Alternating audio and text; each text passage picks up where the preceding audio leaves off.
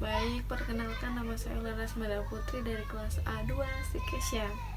Nah, di sini saya akan menjelaskan sedikit resum singkat tentang itu pertemuan ke-6. Nah, oke. Saya jelaskan adalah lembaga keuangan, prinsip sistem keuangan syariah.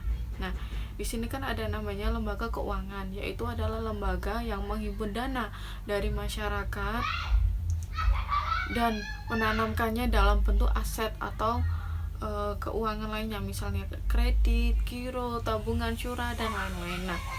Nah, lembaga LKS sendiri adalah berkembang dalam cukup pesat. Telah banyak varian dari LKS di seluruh Indonesia, termasuk dalam adalah bank syariah.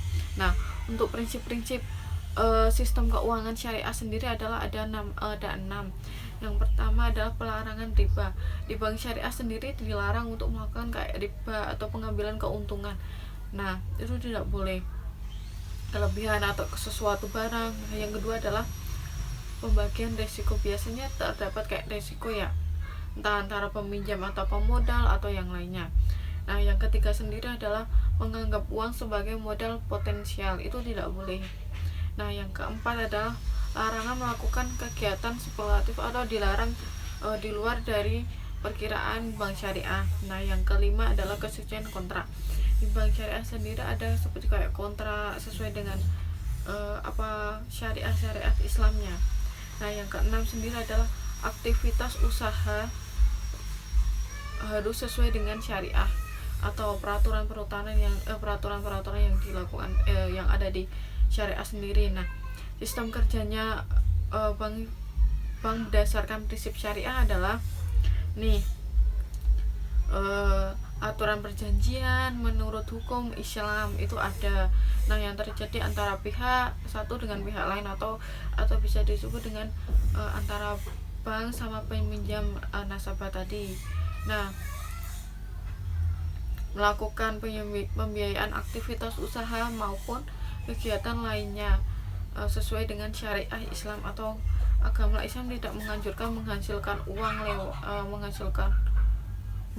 uang lewat uang. Itu tidak boleh ya guys.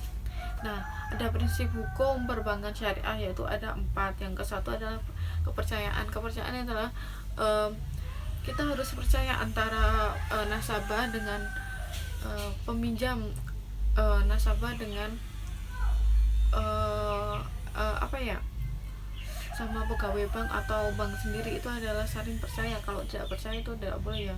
Kalau yang kedua itu prinsip kerahasiaan, misal kayak data diri dari nasabah atau yang lainnya itu harus dirahasiakan. Kalau enggak nanti kan bisa kayak diambil oleh orang lain. Biasa kan kalau di pemerintah biasa ada pencurian kayak data diri.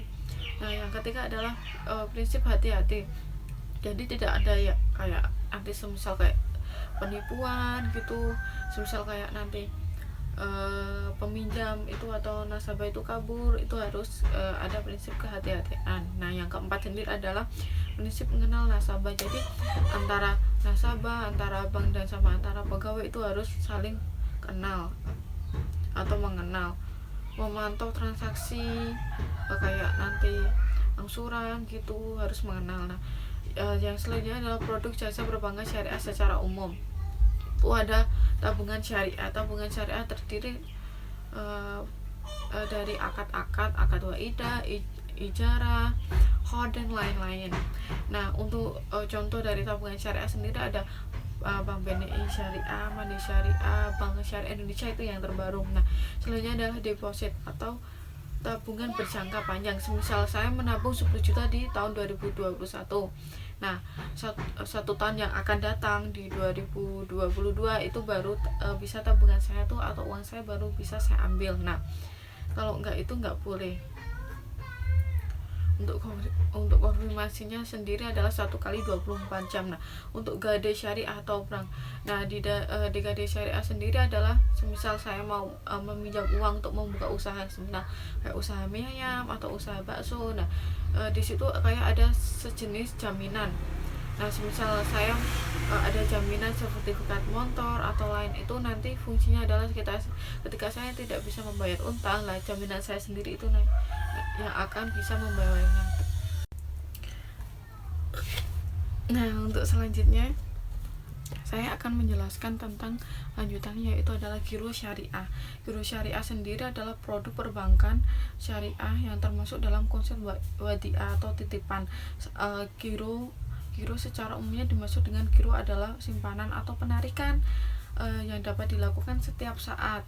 Kayak sebenarnya saya membeli kayak pakai cek gitu loh, kayak saya belanja di bank di mall gitu pakai cek 100.000.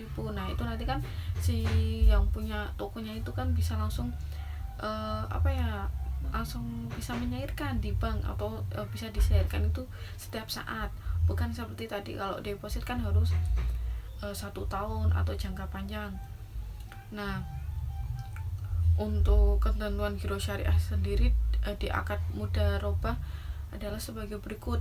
A. Dalam transaksi ini nasabah tidak boleh sebagai sobibul mal atau pemilik dana. Nah, yang B adalah dalam kepastiannya sebagai mudharib, bank dapat melakukan berbagai macam